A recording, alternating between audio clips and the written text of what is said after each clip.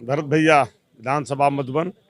भैया क्या वजह थी कि आप बीजेपी छोड़कर आप वीआईपी में शामिल हो गए? मैं आज वीआईपी पार्टी से विधानसभा मधुबन पर पर्चा दाखिला करने के लिए मऊ को प्रस्थान कर रहा हूं। इस शहीदी धरती मधुबन के अपने देवतुल्य मतदाताओं। और ये देखिए, यह जो सेना खड़ी है, पूर्वांचल में इतनी तगड़ी और इतनी संघर्ष करने वाली और इतने जागरूक लोग किसी विधानसभा में नहीं हैं। ये हजारों की संख्या में जो नौजवान बुजुर्ग श्रेष्ठजन खड़े हैं, आज भारतीय जनता पार्टी को लिए यह लोग आईना दिखा रहे हैं कि पंडित दीनदयाल उपाध्याय और श्यामा प्रसाद मुखर्जी के विचारों से जो आप भटक गए हो, पूंजीवाद और वंशवाद का जो शिकार हो रहे हैं, तो मधुबन की शहीदी धरती 1857 के क्रांति में भी हर्ष सिंह उल्लास सिंह को कच्ची फांसी पर चढ़ने के लिए जज्बा दिखाया था। और 1942 के क्रांति में भी, जब 9 अगस्त 1942 को मुंबई से राष्ट्रपिता महात्मा गांधी ने आह्वान किया था राष्ट्र को, अय भारतीयों करो या मरो, अय अंग्रेज भारत छोड़ो, तो उस आह्वान को इस उत्तर भारत की सबसे सुदूर और पीछे इलाके में रहने वाले नौजवानों ने स्वीकार करके 15 अगस्त 1942 को इस मधुबन के थाने पर तिरंगा झंडा फहराने के सवाल पर अपनी प्राणों की आहुतियां दर्जनों लोग दे दिए थे और 250 से ऊपर लोग सीने में गोली खा करके इस माँ भारती को अपने लहू से सींचे थे। आज इसी धरती से पुनः एक बार भारतीय जनता पार्टी को वंशवाद और परिवारवाद के खिलाफ आईना दिखा करके हम लोग हाउस में लखनऊ आ रहे हैं। सर, मेरा सवाल ये है कि ये बीजेपी कहती थी कि सर्वे करके अपने पार्टियों को मैं टिकट दूंगा। ये बीजेपी का किस तरह का सर्वे था? और कि आजमगढ़ के जो देखा जा रहा है कि रामविलास चौहान है, मधुबन से टिकट मिल गया, ये सर्वे किस तरह का था? भारतीय जनता पार्टी का सर्वे संगठन, संघ, कार्यकर्ताओं का फीडबैक और पूरी पार्टी मंडल से लेकर सेक्टर से लेकर बूथ से लेकर क्षेत्र से लेकर प्रदेश तक खड़ी थी भरत भैया के साथ। लेकिन पार्टी में कुछ लोग ऐसे घुस गए हैं जिनकी मानसिकता राहु और केतु के समान है। वह उत्तर प्रदेश में पुनः भारतीय जनता पार्टी की सरकार आने देना नहीं चाहते हैं, जो कम से कम पूर्वांचल में 25 सीटों को हरा करके भारतीय जनता पार्टी का पत्ता साफ खुद कर रहे हैं। हमें कुछ कहने की जरूरत नहीं है। मधुबन में न भाजपा, न बसपा, न सपा, ये किसी दल की लड़ाई नहीं है। ये मधुबन की शहीदी धरती के सम्मान की, विकास की, गरीबों के चेहरे पर मुस्कान की और सारे सम्भ्रांत लोगों के सम्मान की लड़ाई है। नौजवानों के द्वारा परिवर्तन की लड़ाई है।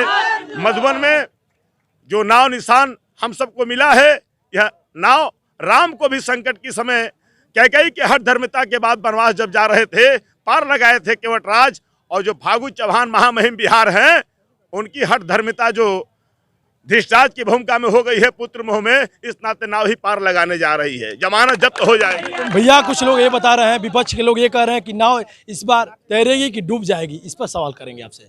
नाव तो कभी डूबी ही नहीं मेरे मित्र। नाव तो भारतीय संस्कृति में आस्था और निष्ठा और प्रभु की प्रतीक मानी जाती है। नाव पर सवार होने वाला व्यक्ति उसको माँ मानता है, उसका चरण बंधन करता है। भारतीय संस्कृति में कोई भी शुभ काम नाव के कांटे से ही शुरू होता है।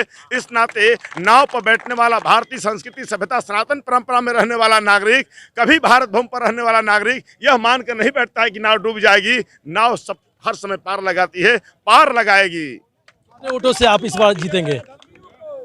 मैं कह सकता हूं कि नाव की ही बुलंदी बुलंद होगी और सबकी जमानत यहाँ जब्त होगी। तय है, बिल्कुल बिल्कुल तय है। बता दीजिए भारतीय जनता पार्टी के लोगों को कि भरत भैया आ रहे हैं हाउस में।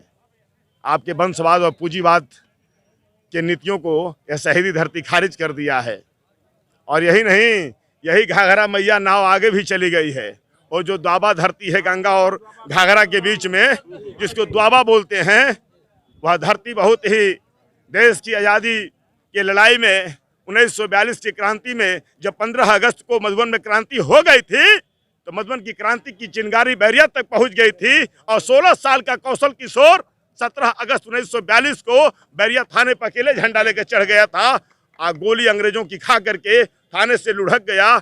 और पिता जब गोद में लेकर नाव पर बैठ करके बलिया हॉस्पिटल आ रहे थे, तो रास्ते में ही कहा था, पिताजी माता का जल मेरे मुंह में डाल दो, मैं भारत माता का जय बोलते हुए जा रहा हूँ। तो बैरिया के धरती पर भी क्रांति हो रही है। यानी नाव यही नहीं है, नाव माझी जो है घाट बिहार का सटा हुआ, वो बैरिया में भी है। इस बार लेकिन सर आपने मधुबन के लिए गरीबों के लिए चला, मधुबन की आवाज़ उठाई बीजेपी के लिए। देखा गया कोरोना काल में आपने गरीबों को राशन वितरित किया, अपने जेब से खर्च किया। ये 12 साल का जो संघर्षशील आप गरीबों के बीच में किए हैं, बीजेपी ने इस तरह का दाव क्यों खेल ये दिया? 25 साल का मेरा भारतीय जनता पार्टी के इस प्रतिबद्धित और वैचारिक राजनीति को भारतीय जनता पार्टी के धृष्टाजों ने भंग किया है।